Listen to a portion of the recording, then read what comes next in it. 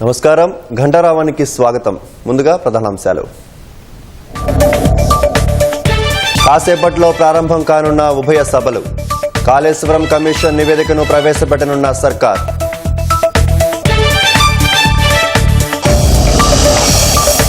కాళేశ్వరం నివేదికపై సభల్లో చర్చించాకే తదుపరి చర్యలపై ప్రకటన. బీసీ కోటాపై జీవోకు నేడు కేబినెట్ ఆమోదం తెలిపే అవకాశం. బీఆర్ఎస్ కు సవాల్గా శాసనసభ సమావేశాలు. కాళేశ్వరం బీసీ కోటాపై గలమెత్తుతామన్న గులాబీ నేతలు.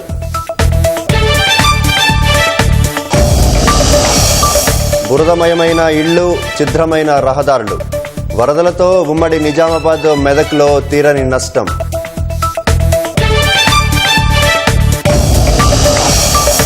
వాణిజ్య సుంకాలపై ట్రంప్కు గట్టి ఎదురుదెబ్బ. చట్టవిరుద్ధమని అమెరికా ఫెడరల్ కోర్టు తీర్పు.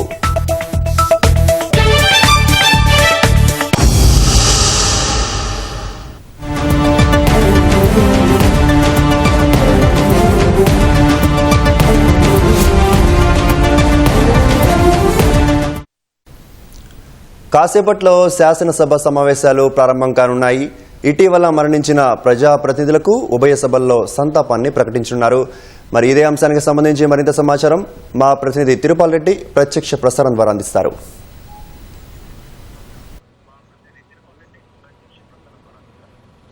చందు, ఉదయం 10:30 గంటలకు ఉభయ సభలు సమావేశం కానున్నాయి. అసెంబ్లీ ఉభయ సభలు.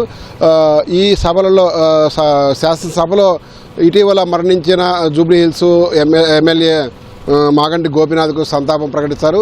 అదేవిధంగా శాసన మండలిలో ఇటీవల మరణించిన రత్నాకరు, అదేవిధంగా మాదం రంగారెడ్డి, ఈ ఇద్దరు ఎమ్మెల్సీలకు కూడా మండలి చైర్మన్ గుత్తా సుఖేందర్ రెడ్డి సంతాపం చదివి వినిపించనున్నారు.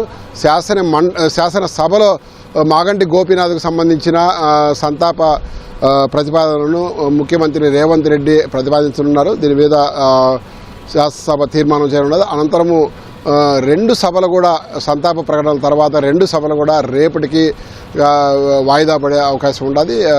ఆ తర్వాత బీఎస్సీ బిజినెస్ అడ్వైజరీ కమిటీ సమావేశాలు అటు శాసన మండలిలోనూ ఇటు శాసనసభకు సంబంధించిన రెండు కూడా సమావేశం కానున్నాయి. ఈ రెండు బీఎస్సీ సమావేశాలలో కూడా అసెంబ్లీ సమావేశాలు ఎన్ని రోజులు కొనసాగాలి, ఏ అంశాలు అసెంబ్లీ సమావేశాలలో చర్చ జరగాల తదితర అంశాలపై చర్చించి అజెండా ఖరారు చేయనున్నారు. దీనికి సంబంధించి మధ్యాహ్నం 11:30-12 గంటల ప్రాంతంలో ఈ రెండు సమావేశాలు జరిగే అవకాశాలు ఉన్నాయని చెప్పి అధికార వర్గాలు చెప్తున్నాయి. ఆ తర్వాత 1 గంటకు మంత్రివర్గ సమావేశం ఏర్పాటుగా ఉన్నది. ఈ మంత్రివర్గ సమావేశంలో ఇటీవల ఏదైతే పిఎస్సిలో స్థానిక సంస్థల ఎన్నికల్లో 42% బీసీ రిజర్వేషన్కు సంబంధించి భిన్నాభిప్రాయాలు వ్యక్తం కావడంతో దాని మీద న్యాయ సలహాలు తీసుకొని న్యాయ నిపుణుల నుంచి న్యాయ సలహాలు తీసుకొని తద్వారా ముందుకెళ్లాలని చెప్పేసి పిఎస్సి తీర్మానం చేసింది. అందులో భాగంగా ఓ కమిటీ డిప్యూటీ సీఎం బట్టి విక్రమార్క నేతృత్వంలో మంత్రుల కమిటీ ఏర్పాటు చేశారు. ఈ కమిటీ సుప్రీంకోర్టు న్యాయమూర్తులు, న్యాయవాదులు, సీనియర్ న్యాయవాదులకు సంబంధించి అనేక మంది దగ్గర సలహాలు సూచనలు తీసుకున్నారు. మొత్తం మీద ఈ సీనియర్ న్యాయవాదుల నుంచి న్యాయ నిపుణుల నుంచి తీసుకున్న ఈ సలహాలు సూచనలు క్రోడీకరించి ఒక నివేదిక ఈ కమిటీ తయారు చేసింది. ఆ నివేదిక పైన ఈవేళ మంత్రివర్గ సమావేశంలో చర్చించనున్నారు. చర్చించిన తర్వాతనే స్థానిక సంస్థల ఎన్నికల్లో 42% రిజర్వేషన్లకు సంబంధించి బీసీలకు సంబంధించి ఏ విధంగా ముందుకెళ్లాలి అన్న దాని మీద ఒక నిర్ణయానికి వచ్చే అవకాశం ఉన్నది. మనకున్న సమాచారం మేరకు శాసనసభలో బిల్లు ప్రవేశపెట్టే దానికి మొత్తం కూడా కసరత్తు పూర్తయినట్టుగా తెలుస్తోంది. ప్రధానంగా ఏదైతే గత బీఆర్ఎస్ ప్రభుత్వంలో 2018లో రిజర్వేషన్లకు సంబంధించి ఒక 50% సీలింగ్ విధిస్తూ చట్టం తీసుకొచ్చిందో ఆ చట్టాన్ని సడలించేదానికి, ఆ చట్టం సవరణ చేసేదానికి శాసనసభలో ఒక బిల్లు ప్రవేశపెట్టినది. ఆ బిల్లు ప్రవేశపెట్టిన తర్వాతనే 50% సీలింగ్ పైన నిషేధం అనేది తొలగిపోతుంది. ఆ తర్వాతనే 42% బీసీలకు రిజర్వేషన్లు సంబంధించి ఒక జీవో ఇచ్చి ఆ జీవో ద్వారా పోవాలని చెప్పేసి ప్రభుత్వం భావిస్తున్నట్టు తెలుస్తుంది. సరే, ఆ అంశం పైన మధ్యాహ్నం జరగనున్న మంత్రివర్గ సమావేశంలో చర్చించిన తర్వాత ఒక నిర్ణయానికి వచ్చే అవకాశం ఉన్నది. అదేవిధంగా ఇదే సమావేశాలలో కాళేశ్వరం కమిషన్ ఏదైతే నివేదించిందో ఆ నివేదిక పైన సుదీర్ఘంగా చర్చ జరిగే అవకాశం ఉంది. అట్లా ప్రతిపక్షాలు ఇట్లా అధికార పక్షం మధ్య పెద్ద ఎత్తున వాదోపవాదాలు గట్టిగా వాడి వేడి చర్చ కొనసాగే అవకాశాలు ఉన్నాయని చెప్తున్నారు. రెండోది, ఏదైతే 42% బీసీ రిజర్వేషన్కు సంబంధించి జీవో ఇచ్చేదానికి అవసరమైన బిల్లు ప్రవేశపెట్టేదానికి కూడా ఇదే సమావేశాల్లో పూర్తి చేయనున్నది. అదేవిధంగా మరొక అంశము డిప్యూటీ స్పీకర్ ఎన్నిక కూడా ఇదే అసెంబ్లీ సమావేశాల్లో పూర్తి చేయడం తెలుస్తోంది. మొత్తం మీద 3-4 రోజులు ఈ సమావేశాలు కొనసాగుతాయని అధికార వర్గాలు చెప్తున్నాయి. కానీ బీఏసీ సమావేశంలో ఎన్ని రోజులు అసెంబ్లీ సమావేశాలు కొనసాగుతాయి, ఏ అంశాలు చర్చకు రానున్నాయి తదితర అంశాలన్నీ కూడా ఎజెండా ఖరారు కానున్నది. Over to studio.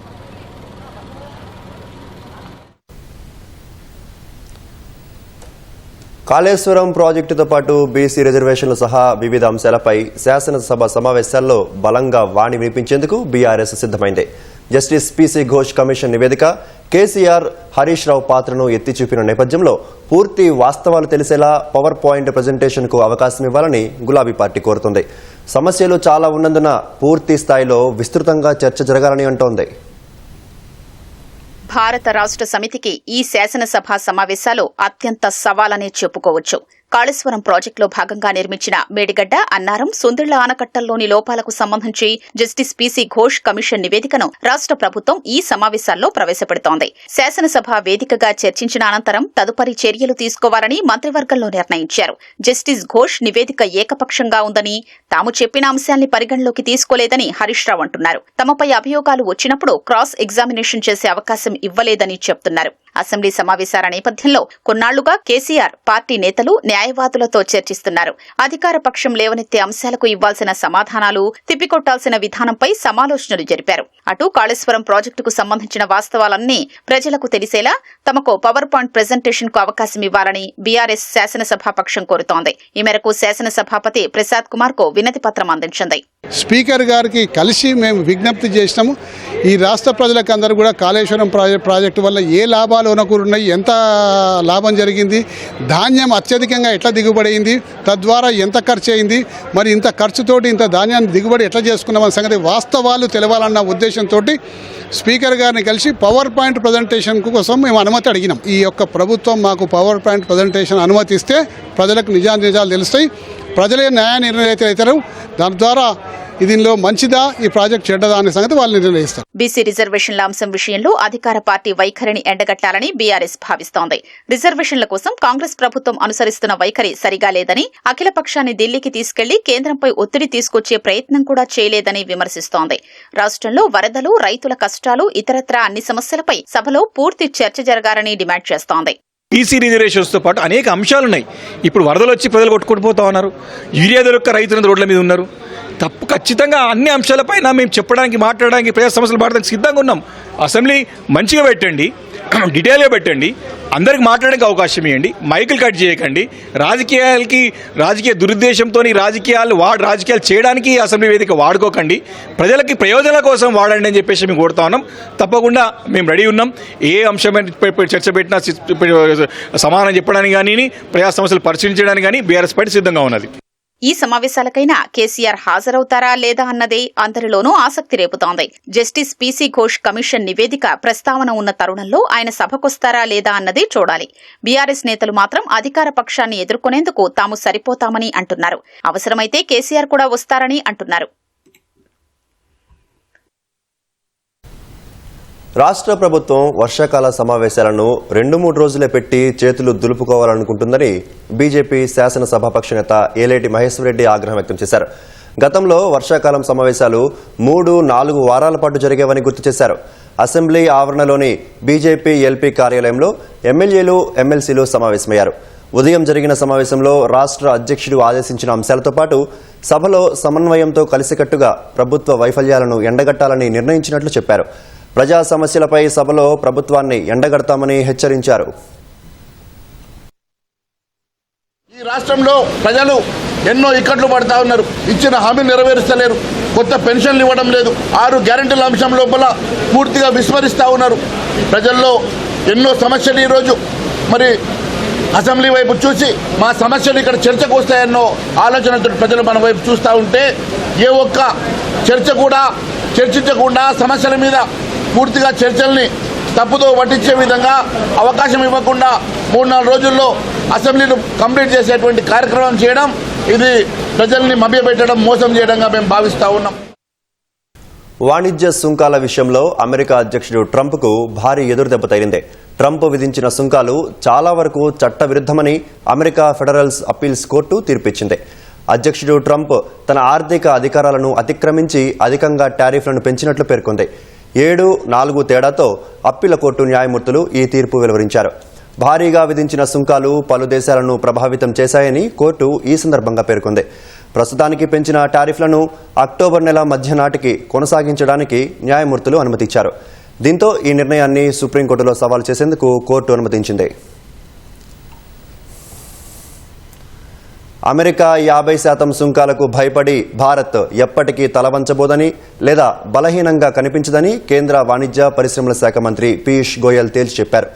ఈ ఏడాది భారత్ ఎగుమతులు గతేడాది కంటే కూడా పెరుగుతాయంటూ అగ్రరాజ్యానికి సవాల్ విసిరారు. ఢిల్లీలో జరిగిన ఓ కార్యక్రమంలో పాల్గొన్న కేంద్ర మంత్రి ఏ దేశమైనా భారత్తో స్వేచ్ఛా వాణిజ్య ఒప్పందం చేసుకోవాలని అనుకుంటే అందుకు ఎల్లప్పుడూ సిద్ధమని తెలిపారు. 140 కోట్ల మంది భారతీయుల పట్ల వివక్ష చూపితే మాత్రం భారత్ ఎప్పటికీ తలవంచబోదన్నారు.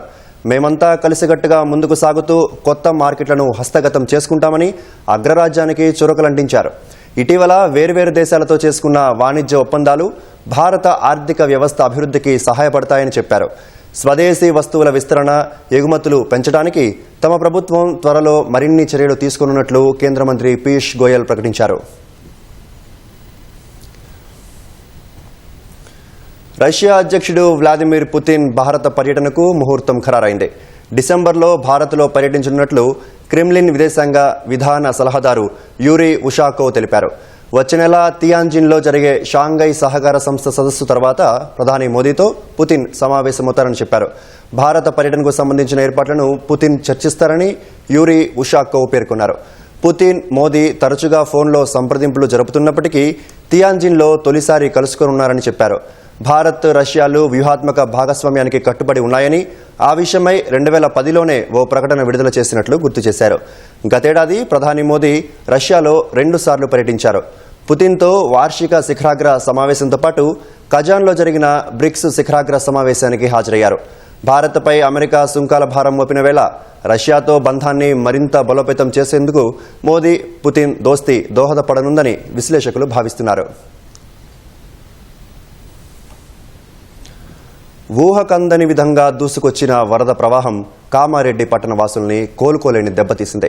కుంభవృష్టికి పలు కాలనీలు కకలావికలం కాగా బాధితులకు పుట్టేడు శోకాన్ని మిగిల్చింది. ముంచుకొస్తున్న ముప్పును చూసి బతుకు జీవుడా అంటూ మిద్దెపైకి ఎక్కి ప్రాణాలు కాపాడుకున్నారు.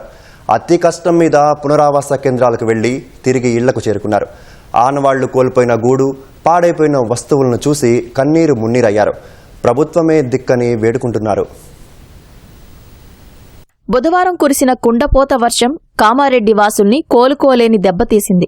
భారీగా పోటెత్తిన వరద హౌసింగ్ బోర్డ్, జిఆర్ కాలనీలను చుట్టుముట్టింది. ప్రాణాలను కాపాడుకునేందుకు కట్టుబట్టలతో ఇళ్లను వదిలెళ్లిన బాధితులు తిరిగొచ్చేసరికి సర్వం కోల్పోయారు. ఇళ్లలోని దయనీయ పరిస్థితిని చూసి బోరున విలపిస్తున్నారు.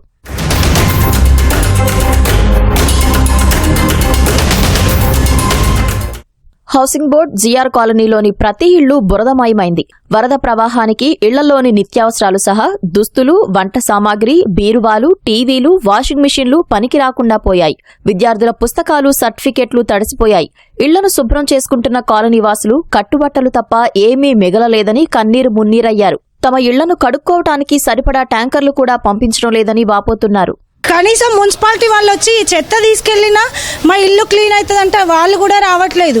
ఎంత అవస్థలు పడుతున్నామంటే ఫుడ్ లేదు, వాటర్ లేవు, ఏవి లేక ఈ నీళ్లు పోయడానికి కూడా ఇబ్బంది పడుతున్నారు. వెనకాలకు తీసుకెళ్తున్నారు. ఎవరికి చెప్పాలి ఈ గోస? దాదాపు 10-15 లక్షల నష్టం జరిగింది. వెనకాల వాక్ కూడా నార్మల్గానే ఉంది. ఒకటేసారి అంటే ఒక 10 మినిట్స్ గ్యాప్లో ఫ్లో వచ్చేసింది. ఇటు నుండి అన్ని వైపులా ఫ్లో వచ్చేసింది. ఆ ఫ్లో వచ్చిన తర్వాత మేము బయటకు వెళ్దామన్నా వెళ్ళే సిచ్యువేషన్ లేదు మాకు. లేకపోవడం వల్ల ఎవరైనా బయటకు వెళ్ళలేకపోయినాము. ఏమీ మిగలలేదండి. ఇది మిగిలింది, ఇది పనికొస్తుందని ఏమీ లేదు. అన్నీ పాడైపోయినాయి. గ్యాస్ సిలిండర్లో ఉన్న గ్యాస్ తప్ప అన్నీ పాడైపోయినాయి. ఏమీ మిగలలేదు. ఇప్పుడు వాళ్ళు వచ్చి మమ్మల్ని రెస్క్యూ చేద్దామన్నా కానీ ఇటు నుంచి బ్రిడ్జ్ పై నుంచి రావాలి, అటు నుంచే వాటర్ ఫ్లో వస్తున్నాయి. సో రావడానికి వాళ్ళకు అవ్వలేదు. కానీ వాళ్ళు కొంచెం ముందుగా అలర్ట్ అయ్యి మమ్మల్ని అలర్ట్ చేసి వచ్చింటే బాగుండేది. ఒకటే కోరుకుంటున్నాం ఏంటంటే first of all next time ఇలాంటి రిపీట్ కాకుండా చూసుకోవాలి. ఏదైనా ఉన్నా ముందుగా అలర్ట్ చేసి ఇప్పుడు నష్టపోయిన వాళ్ళకి ప్రభుత్వం నుంచి ఎంత మేరకు వాళ్ళు సపోర్ట్ చేయగలుగుతారో అంత మేరకు సపోర్ట్ చేయాలి. భారీ వర్షానికి తిమ్మక్పల్లి చెరువు తెగటంతో తమ కాలనీలు కకావికలమయ్యాయని బాధితులు చెబుతున్నారు. పెద్దవాగు ప్రాంతాలు, నాలాలు కబ్జాకు గురికావటం వల్లే కాలనీలు ముంపునకు గురయ్యాయని ఆరోపిస్తున్నారు. కబ్జాలపై అధికారులకు ఫిర్యాదులు చేసినా ఫలితం లేకుండా పోయిందని వాపోతున్నారు. ఇప్పటికైనా ప్రభుత్వం చర్యలు తీసుకోవాలని కోరుతున్నారు. వరద ప్రవాహం ద్వారా నష్టపోయిన తమను ప్రభుత్వమే ఆదుకోవాలంటున్నారు. తిమ్మక్పల్లి చెరువు అని చెప్పి అక్కడ తెగిందని చెప్పి 10 o'clock మార్నింగ్ మాకు ఇన్ఫర్మేషన్ వచ్చింది. బయటకు వచ్చి చూసేసరికి ఫ్లోటింగ్ ఇక్కడ నుంచి ఈ ఏరియా నుంచి స్టార్ట్ అయిపోయింది. అయితే మేము 10:30 ఆ టైంలో మా వెహికల్స్ లోపల పెట్టి అలర్ట్ అయ్యేలోపే ఫ్లోటింగ్ అనేది ఇంక్రీజ్ అయికుంటూ పోతుంది. ఈ గ్రౌండ్ ఫ్లోర్లో ఉన్న వాళ్ళందరూ ఫస్ట్ ఫ్లోర్కి షిఫ్ట్ అయిపోయినాయి. 360 degrees మొత్తం కమ్ముకపోయి ఎవరు కూడా ఎన్డీఆర్ఎఫ్ కానీ ఎస్డీఆర్ఎఫ్ కానీ వాళ్ళు వచ్చే పరిస్థితి కూడా లేకుండే. అసలు ఇంట్లో ఏ వస్తువు, ఎలక్ట్రానిక్ డివైస్ కానీ, క్లాత్స్ కానీ ఏది కూడా యూజ్ లేకుండా అయిపోయింది సార్. ఒక వస్తువు లేకుండా కట్టుకుంటూ బయట రోడ్ మీదకి వచ్చేసినాం సార్. ఇది ఎప్పటికైనా డేంజర్ ఏరియానే సార్. ఇది 40 ఏళ్ళలో ఎప్పుడు రాలేదు. మేము ఇక్కడికి వచ్చి 15 ఏళ్ళు అయింది. వస్తే అక్కడ దాకా వస్తుండే వెళ్ళిపోతుండే. కానీ ఈసారి ఇదే వచ్చుడు రాత్రి పూట వస్తే చాలామంది ఇక్కడ మరణిస్తుండ్రు. ఎందుకంటే దాదాపు 7 ఫీట్లు 8 ఫీట్ల నీళ్లు ప్రవహించింది. ఈ యొక్క కాల్వను కూడా కబ్జా చేసి అదంతా చేయడం ద్వారా కూడా ఈ ఉపద్రవం జరిగిందని నేను భావిస్తున్నాను. పెద్దవాగు పరివాహక ప్రాంతాలు, నాలాలు కబ్జాకు గురైనట్లు తమ దృష్టికి వచ్చిందని కామారెడ్డి కలెక్టర్ ఆశీష్ సంగ్వాన్ తెలిపారు. అయితే ఎన్నడూ లేని విధంగా భారీ వర్షాలు కురవటంతోనే కాలనీలు మునిగిపోయాయని చెప్పారు. జాతీయ రహదారిపై బ్రిడ్జికి మరమ్మతులు చేపట్టి ట్రాఫిక్ ను పునరుద్ధరించామని వెల్లడించారు. కంప్లైంట్స్ వచ్చాయి. ఇప్పుడు we will take action on the encroachment. But first priority ఇప్పుడు రెస్క్యూ అండ్ రిలీఫ్ ఆపరేషన్ ఉంది.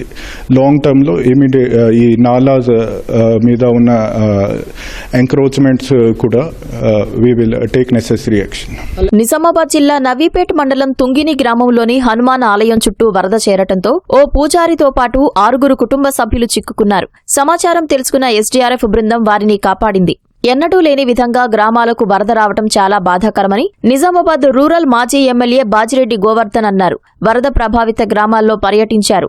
సర్వం కోల్పోయి దిక్కులేని స్థితిలో ఉన్న బాధితులను ప్రభుత్వం వెంటనే ఆదుకోవాలని డిమాండ్ చేశారు. తమ ఇల్లు, పంట పొలం ఎక్కడ ఉందో తెలియటం లేదని మాజీ ఎమ్మెల్యే దగ్గర ఓ మహిళ రోదించిన తీరు స్థానికులను కంటతడి పెట్టించింది. రాష్ట్రంలో భారీ వర్షాలు, వరదల ప్రభావంతో పంటలు తీవ్రంగా దెబ్బతిన్నాయి. 270 మండలాల్లో నష్టం వాటిల్లినట్లు వ్యవసాయ శాఖ ప్రాథమిక అంచనాలు వేసింది. వరద బాధిత రైతులను ఆదుకుంటామని మంత్రి తుమ్మల నాగేశ్వరరావు భరోసా ఇచ్చారు.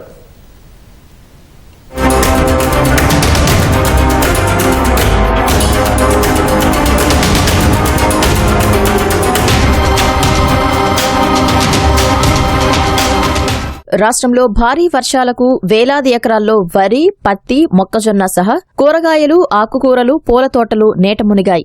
రాష్ట్ర వ్యాప్తంగా 28 జిల్లాల్లోని 2,463 గ్రామాల్లో 2,20,443 ఎకరాల విస్తీర్ణంలో పంటలు దెబ్బతిన్నట్లు వ్యవసాయ శాఖ ప్రాథమిక అంచనా వేసింది.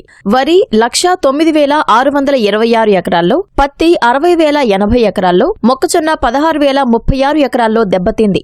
కంది 6,751 ఎకరాలు, వేరుశెనగ 116 ఎకరాలు, సోయాబీన్ 6,751 ఎకరాలు, ఇతర ఉద్యాన పంటలు 639 ఎకరాల్లో దెబ్బతిన్నాయి.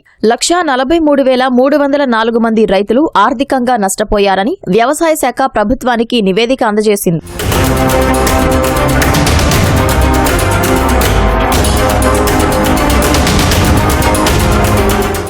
కామారెడ్డి జిల్లాలో 249, మెదక్ జిల్లాలో 241, ఆదిలాబాద్ జిల్లాలో 434, నిజామాబాద్ జిల్లాలో 127, సూర్యాపేట జిల్లాలో 161, నిర్మల్ జిల్లాలో 308, సిద్దిపేట జిల్లాలో 108, ఖమ్మం జిల్లాలోని 73 గ్రామాల్లో వివిధ పంటలు నష్టపోయాయి.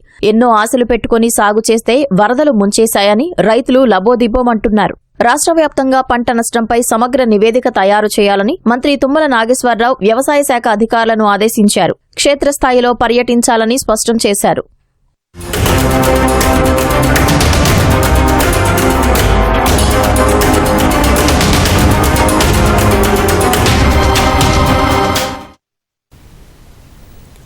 జోరు వాన, అర్ధరాత్రి ఒంటరి ప్రయాణం, చుట్టూ చిమ్మ చీకట్లు, జనసంచారమే లేదు. గట్టిగా అరిచి కేకలు పెట్టినా పట్టించుకునే దిక్కే లేదు. ఇదే అదనుగా ఓ మహిళపై ఆటో డ్రైవర్ కన్నేశాడు. క్షేమంగా ఇంటి వద్ద దిగబెడతానంటూ కళ్లబుల్లి మాటలు చెప్పి ఆమెను ఆటో ఎక్కించుకున్నాడు. దారి మళ్లించి నిర్మానుష్య ప్రాంతంలో ఆమెపై అఘాయిత్యం చేయబోయాడు. భయంతో ఆమె గట్టిగా కేకలు వేయడంతో అటుగా వచ్చిన బైకర్ని చూసి ఆటో డ్రైవర్ పరారయ్యాడు. క్షేమంగా ఇంటికి చేరిన ఆమె భర్తతో కలిసి పోలీసులకు ఫిర్యాదు చేయడంతో పోలీసులు ఆటో డ్రైవర్ ఆట కట్టించారు.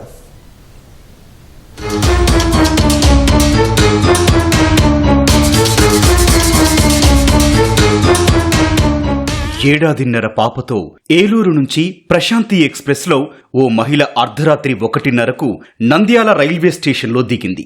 అక్కడి నుంచి ఆళ్లగడ్డకు వెళ్లాల్సిన ఆమె మరో 2 ప్రయాణికులతో కలిసి ఆర్టీసీ బస్టాండ్కు ఆటో ఎక్కింది. తోటి ప్రయాణికులు మార్గమధ్యలోనే దిగిపోవడంతో ఒంటరి మహిళపై ఆటో డ్రైవర్ కన్నేశాడు.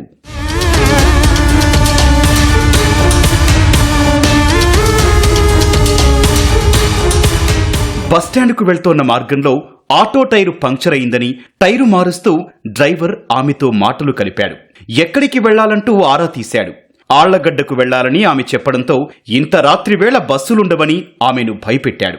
ఒంటరిగా బస్టాండ్లో ఉండటం మంచిది కాదని తాను క్షేమంగా ఆళ్లగడ్డలో దింపుతానంటూ నమ్మబలికాడు.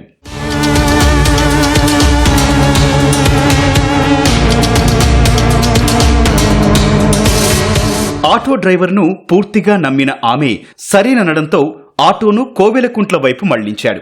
అర్ధరాత్రి 2 గంటలు కావస్తుండటం, పైగా వర్షం కురుస్తుండటంతో దారిలో వాహన సంచారం, జనసంచారం ఏమీ లేదు. చుట్టూ చిమ్మ చీకట్లు ఉన్నాయి. ఇదే అదునుగా ఆటో డ్రైవర్ ఆమెతో అసభ్యంగా ప్రవర్తించేందుకు యత్నించగా ఆమె భయంతో కేకలు వేసింది. ఇంతలో అటుగా ఓ బైక్ రావడం గమనించిన ఆటో డ్రైవర్ ఆమెను అక్కడే ఒంటరిగా వదిలేసి పరారయ్యాడు. సమీపంలోనే ఓ హోటల్ వద్దకు చేరుకొని ఆమె జరిగిన విషయం చెప్పింది. వాళ్లు జాగ్రత్తగా ఆమెను ఇంటికి పంపారు.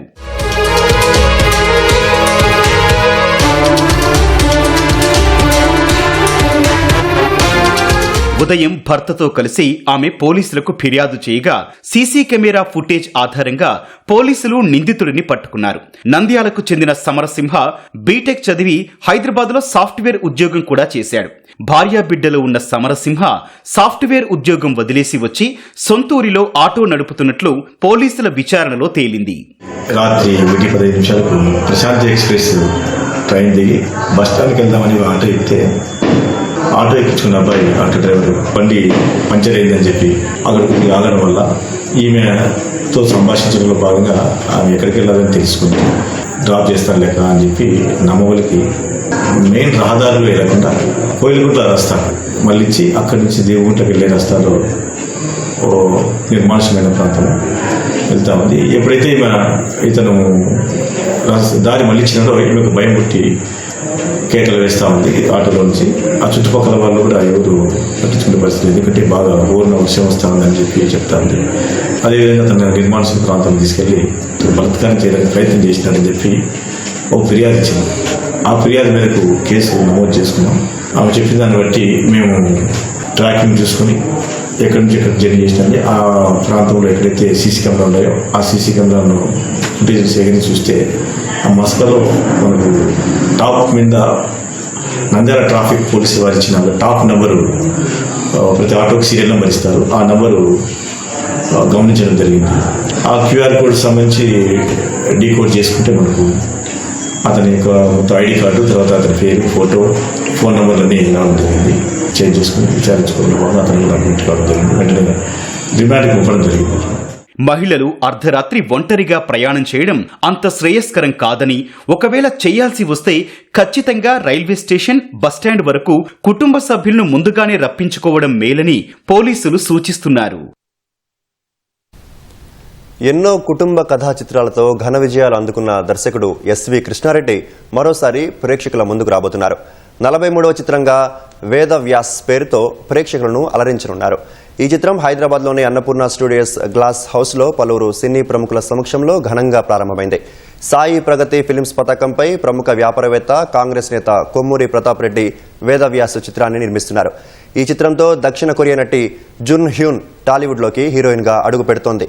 ఈ సందర్భంగా ఎఫ్డీసీ చైర్మన్, నిర్మాత దిల్ రాజు దక్షిణ కొరియా నటికి తెలుగు సినీ పరిశ్రమలోకి స్వాగతం పలుకుతూ అభినందనలు తెలిపారు. థియేటర్లో గంతులేసిన మేము ఈరోజు మీ సినిమాకు వచ్చిలా చేయడం చాలా ఆనందంగా ఉంది. నాకు కానీ, అనిల్ గారి, వినాయక్ గారికి కానీ. సో వీరందరూ మిమ్మల్ని చూసి పెరిగిన వాళ్ళం. So all the best sir. India నుంచి కాకుండా అబ్రాడ్ నుంచి ఇంపోర్ట్ చేసిన మీ కొత్త హీరోయిన్ కూడా సక్సెస్ కావాలి ఈ సినిమా ద్వారా. SVK 43 అనే పేరుతో ఇది వేదవ్యాస్ అనే ఒక అద్భుతమైన చిత్రాన్ని నిర్మిస్తున్నారు. నూతన నిర్మాత గారు వచ్చారు, వారికి కూడా వెల్కమ్ టు యూ సార్. ఇంకా మీరు మరిన్ని మంచి మంచి సినిమాలు తీయాలి, ఈ సినిమా సూపర్ హిట్ అవ్వాలని కూడా కోరుకుంటున్నాను. 인도 하이드라바드에서 여러분들의 문화를 배우고 또 영화에 출연할 수 있게 되어서 정말 기쁘고 영광입니다. ఇక్కడ కల్చర్ ని నేర్చుకుని, హైదరాబాద్ లో కల్చర్ ని నేర్చుకుని, ఇండియన్ కల్చర్ నేర్చుకుని ఈ మూవీ చేస్తున్నందుకు నాకు చాలా హ్యాపీగా అనిపిస్తుంది. 인도 영화에 한국 여성이 주연으로 출연하는 건 이번이 처음이라고 들었는데요. 그래서 더욱 감격스럽고 이렇게 인사드릴 수 있는 자리가 저에게 더 값진 것 같아요. ఇలా కొరియన్ అమ్మాయి first time lead role play చేస్తున్నందుకు ఇండియన్ ఫిల్మ్ ఇండస్ట్రీలో నేను చాలా హ్యాపీగా ఫీల్ అవుతున్నాను. ప్రతాప్ రెడ్డి గారితో నా జీవితంలో ఎన్నైతే సినిమాలు చేయగలనో అన్ని కూడా చేస్తాను ఆయనతోటి.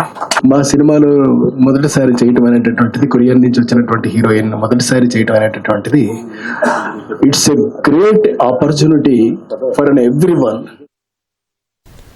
ప్రముఖ కోలీవుడ్ నటుడు విశాల్ ఎట్టకేలకు పెళ్లిపీట లేకపోతున్నాడు. ఫలానా హీరోయిన్తో వివాహం జరుగుతుందంటూ ఇన్నాళ్లు సామాజిక మాధ్యమాల్లో చెక్కలు కొట్టిన వార్తలకు చెక్ పెడుతూ నటి ధన్సికతో నిశ్చితార్థం చేసుకున్నట్లు విశాల్ వెల్లడించారు. ఈ మేరకు ఎంగేజ్మెంట్ ఫోటోలను అభిమానులతో పంచుకున్న అతను త్వరలోనే పెళ్లి తేదీని ప్రకటించనున్నట్లు తెలిపారు. కుటుంబ సభ్యులు, సన్నిహితుల సమక్షంలో విశాల్, ధన్సికల ఎంగేజ్మెంట్ అట్టహాసంగా జరిగింది. రజనీకాంత్ కబాలి చిత్రంలో కీలక పాత్రలో నటించిన ధన్సిక తెలుగులో షికారు, అంతిమ తీర్పు చిత్రాల్లో నటించింది.